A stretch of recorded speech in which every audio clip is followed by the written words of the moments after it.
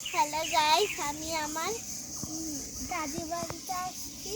আর এখানে শুধু হলো ধান ক্ষেত, ভুট্টা টুট্টা, তারপরে ছাগল, তারপরে এরকম গাছ, তারপরে এরকম একটা তারের মতো একটা জিনিস আমি শিখছি। এটা কি তোমরা কমেন্ট করে দেও। আর এটা আমার ভাইয়া চেয়েছিল, আমি বাবা বলেছি দিবে, দেয় নেই। ও খুব মন খারাপ করেছে, এই জন্য আমি ওর জন্য এটা নিয়েছি ছিঁড়ে। আমার ভাইয়া চাইছে, খালি কালো ভাইয়া চাই নাই। আমার ভাইয়ার জন্য আমি এত কষ্ট করতেই পারি। আর বাকিটুকু আমি ছিঁড়তে পারিনি, দেখে আমার আম্মু ছিঁড়ে দিয়েছে।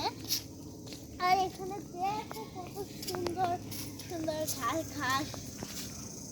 এগুলো দেখে জানো, আমি সকালে ঘুম থেকে উঠে এই যে 6টার সময় ঘুম থেকে উঠছিলাম, উঠে আবার ঘুমাইছি, কারণ একটু ক্লান্ত লাগছিল। তো আজকে রোজা রাখছি, সিঁড়ি খেয়ে সিঁড়িতে আমি খাইছি মাছ দিয়ে ভাত।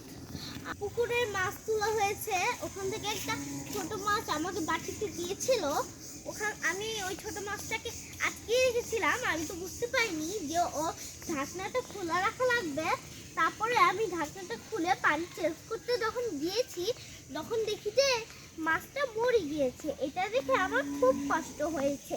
তারপর থেকে আমি যে যেখানে মাটি আর একটা লাঠি থাকে, ওই লাঠি নিয়ে চলো আমি মাটির ভিতরে মাছ চাকাই।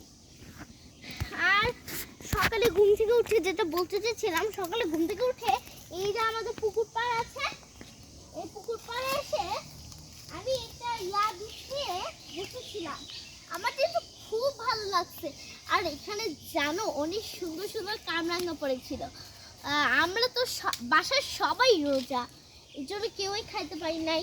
আমিও তো রোজা। আমার এইবারে এটা মিলায় হইল 30টা রোজা হয়েছে আমার। এটা মিলায় কালকে একটা রোজা রাখতে হবে, কারণ আমি একটা রোজা রাখতে পারিনি, অসুস্থ ছিলাম।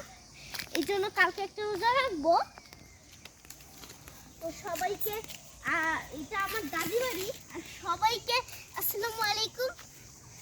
নেক্সট ভিডিও নিয়ে আবার আসছি। Thank you.